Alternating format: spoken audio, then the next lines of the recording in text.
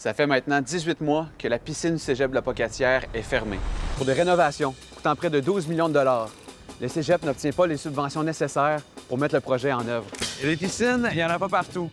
Les deux plus proches se trouvent à Rivière-du-Loup et Montmagny. Elles se trouvent à 130 km l'une de l'autre.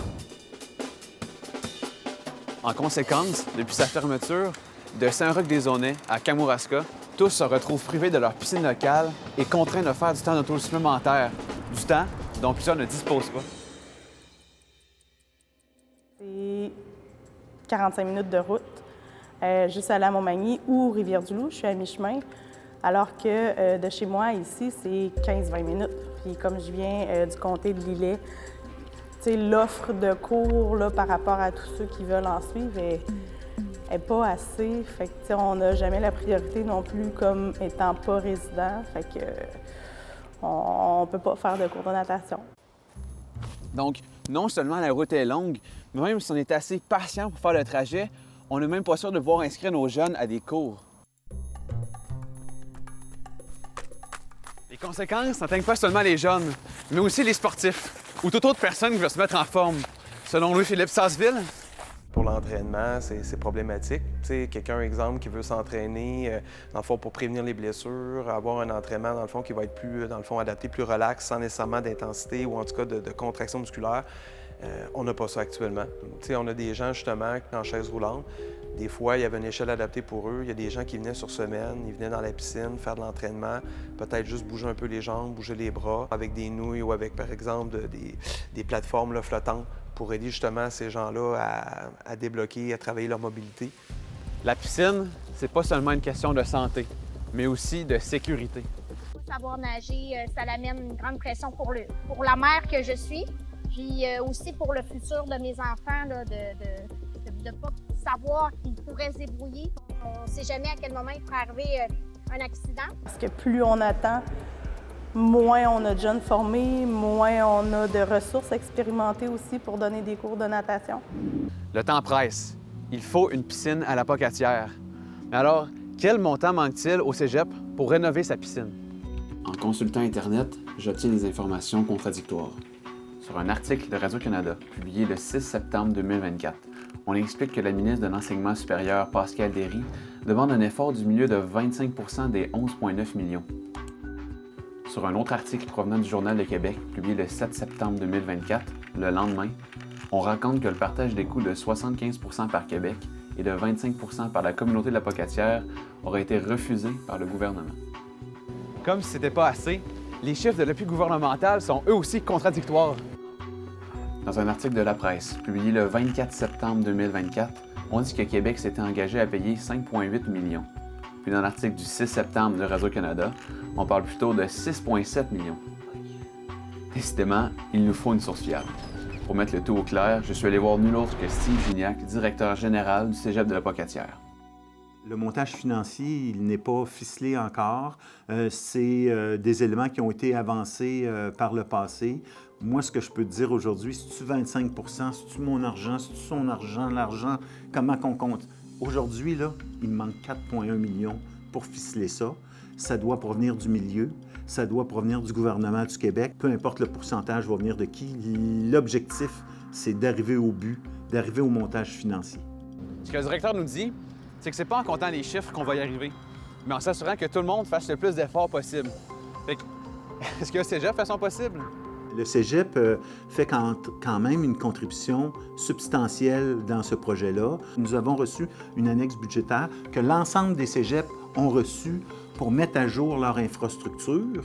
À l'intérieur de cette enveloppe-là, on a réservé 1,5 million plus notre 772 000.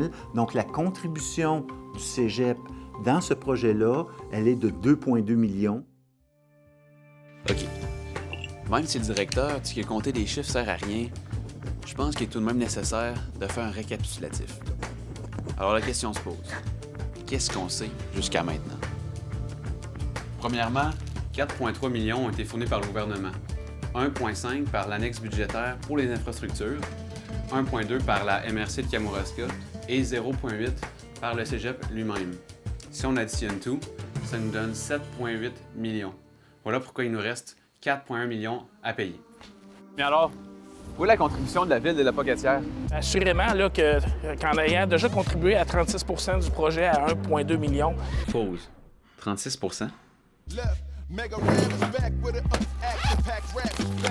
Donc, si on calcule 1,2 fois 0,36, ça nous donne 432 000.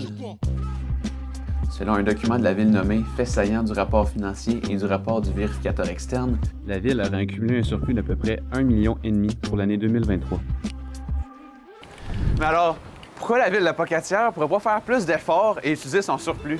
Un surplus libre là, de 1 million de dollars, c'est pas beaucoup pour toutes les responsabilités qu'on a. Ça représente 10 de notre budget total. C'est, selon nous, la capacité qu'on est capable d'offrir pour la piscine du cégep. OK.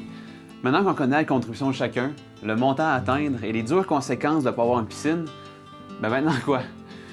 Ben, ce qui est sûr, c'est que c'est pas en comptant les chiffres qu'on va revoir notre piscine. Si on veut vraiment faire avancer les choses, il faut faire du bruit. Il faut montrer au gouvernement notre dévouement. Parce qu'une piscine... C'est pas une banalité, c'est pas un luxe, c'est une priorité. C'est essentiel, c'est un besoin vital. C'est pas une dépense, c'est un investissement. C'est une nécessité, c'est non négociable. Je pense que le gouvernement, il y a un bout à faire, il y a un bout de chemin à faire. Là. Puis pour ça, il faut des efforts du milieu, comme celui du 19 octobre, où des centaines de gens se sont réunis pour faire valoir leur détermination. Chacun d'entre vous, votre présence est symbolique puis permet de confirmer que c'est le seul choix possible de réouvrir la piscine de la Pocatière. Merci.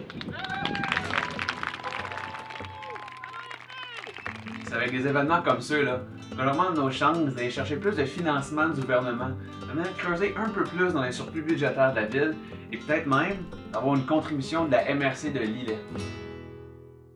Donc, qu'est-ce qu'on peut faire pour aider? La première chose, c'est d'aller suivre la page Facebook du comité citoyen Sauvons notre piscine. On a un super comité qui est le comité Sauvons notre piscine. Ils font des choses extraordinaires. Je pense qu'il faut rester derrière ce comité-là pour les appuyer, les suivre, suivre leur communication. Mais c'est aussi de participer à leurs futures activités et rester actif sur leur page. Si on reste spectateur, ça ne sert pas à grand-chose. 3. Prendre soi-même des initiatives pour la piscine cégep. 4. En parler. Être tannant. Faut faire du bruit.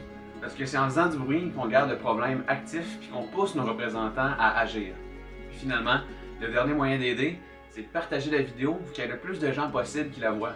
On peut aussi laisser un commentaire et une réaction pour que l'algorithme de Facebook le partage à encore plus de monde. Le but, c'est vraiment de faire du bruit. Ce n'est pas fini. Tant que ce n'est pas fini, on lâche pas, on redouble d'efforts, on reste focus sur notre objectif, puis c'est à travailler ensemble qu'on va y arriver. Est-ce qu'on va l'avoir, notre piscine, selon toi? Je suis confiant que oui. Je vois pas pourquoi qu'il n'y en aurait pas. Je garde espoir que ça va arriver. J'ai vraiment hâte là, que le gouvernement dise oui, ou en tout cas qu'il se passe quelque chose qui fait en sorte qu'on puisse avoir notre piscine.